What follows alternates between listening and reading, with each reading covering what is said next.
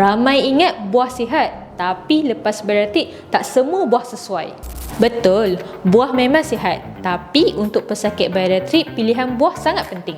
Berikut ialah senarai buah yang rendah gula seperti berries iaitu strawberry ataupun blueberry, jambu batu, betik, kiwi dan sebagainya.